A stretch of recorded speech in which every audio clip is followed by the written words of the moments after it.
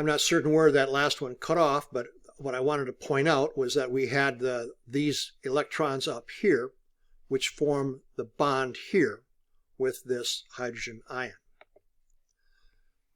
Now, a Lewis base is an electron pair donor. So many species that can behave as a Bronsted-Lowry base also have the ability to behave as a Lewis base. For a species that can accept a proton, it must contain an atom that possesses a lone pair of electrons. Anions and neutral molecules with lone pairs, and these are amines and water, as you saw in that last example, can serve as Lewis bases. Now, a Lewis acid is an electron pair acceptor. The proton can serve as both a Bronsted-Lowry acid and a Lewis acid. But most Lewis acids are not Bronsted-Lowry acids. Cations and electron-deficient molecules can also serve as Lewis acids.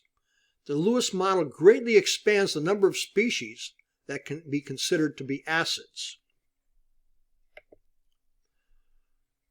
The Lewis base adduct is a compound that contains a coordinate covalent bond formed between a Lewis acid and a Lewis base.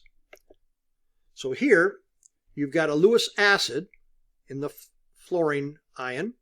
You've got a Lewis base in the fluoride ion, a Lewis acid in the boron trifluoride.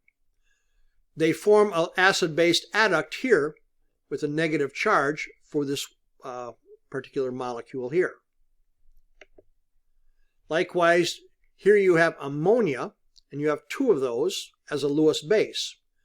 You've got silver ion, and it forms this type of an acid-base adduct here with two of these around a single silver ion.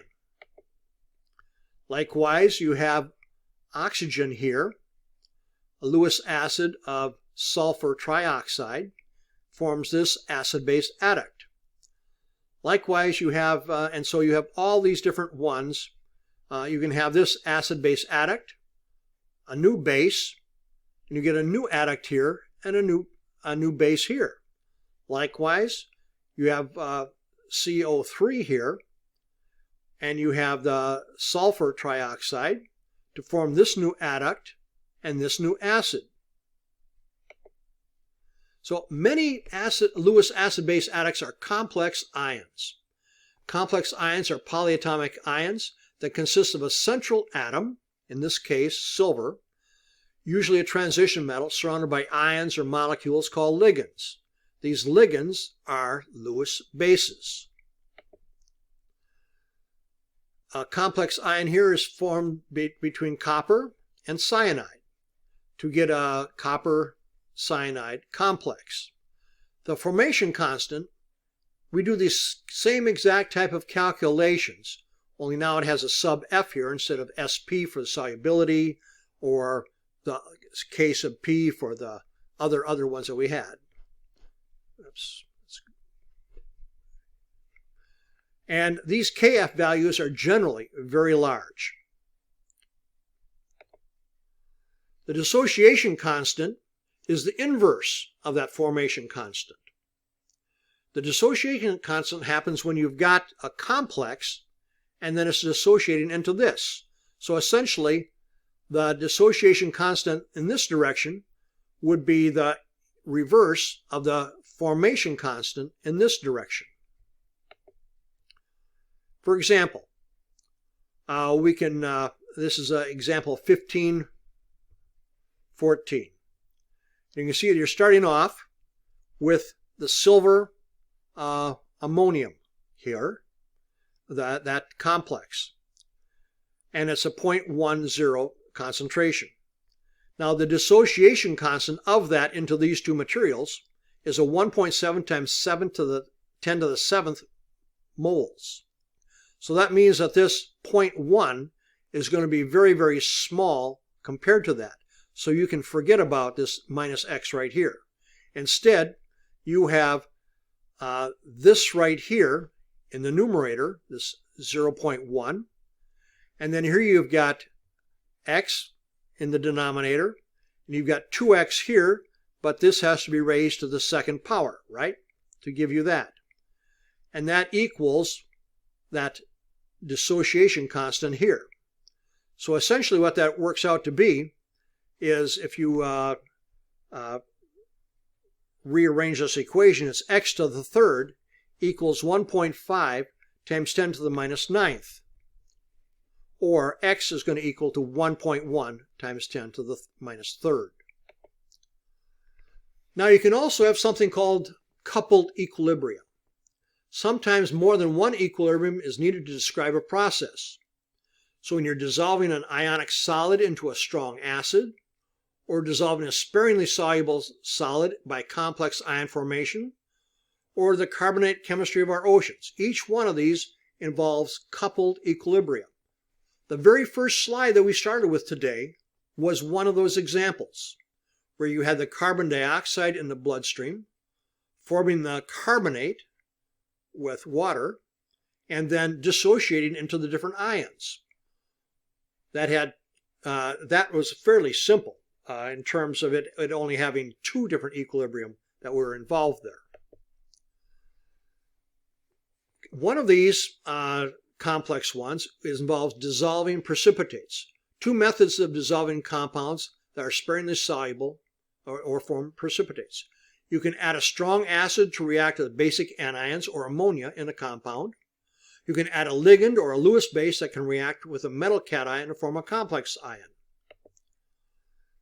And as you know, strong acids produce the hydronium ion when in water. If this hydronium ion can react with the anion or ammonia of the complex, then strong acids can be used to dissolve compounds that otherwise have very low solubility. The following types of compounds tend to have increased water solubility in the presence of a strong acid: all complexes that contain hydroxide as the anion, and many complexes that contain ammonium or an anion that is a weak base. And when you do these, you're dissolving a hydroxide containing, another way is dissolving hydroxide containing compounds with strong acids. Zinc hydroxide, for example, you can dissolve in a strong acid solution. This reaction takes place as two separate equilibria.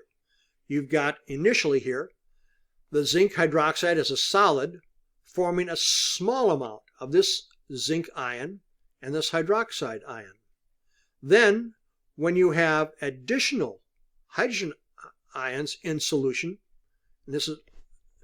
and that would be as the hydronium ion, then and plus ammonia, you have this complex right here that can be formed. So you get this has a KSP of 4 times 10 to the minus 17th. This has a K of formation of 3.6 times 10 to the 8th. So the overall reaction then becomes this plus this, forming this complex plus the hydroxide.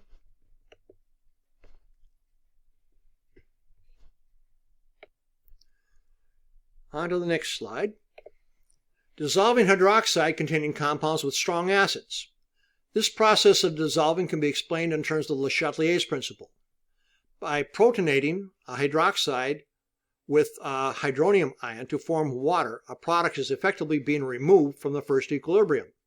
Le Chatelier's principle states, if a product is removed, then the equilibrium will proceed to the right to make more product. This results in dissolving more of the zinc hydroxide. Finally, we have this complex formation. Some Lewis bases can dissolve if they contain metal cations to form complex ions of these species. And I mentioned this already.